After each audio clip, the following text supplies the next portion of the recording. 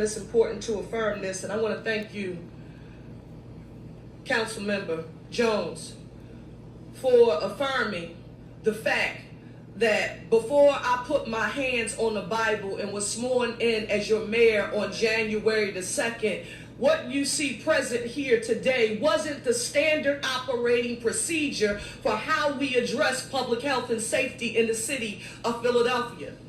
While some can mention that everybody has a right to an opinion, that the enforcement side is something that we just do, I would argue to you that that wasn't going well.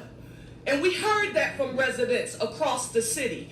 And when you hear me talk about, as your mayor, this prevention, intervention, and enforcement model, part of the way that we've made good on that commitment is because, one, the council passed legislation. Listen, not for somebody to think that they're going to get a check in a box and gain some points for directing someone to some kind of support or service, but council was intentional about making it someone's job to coordinate every city service outside of the enforcement that Police Commissioner Bethel works with our police department to ensure happens on a daily basis. So let me make this 1,001% clear.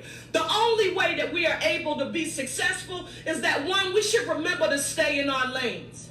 Everybody has a role.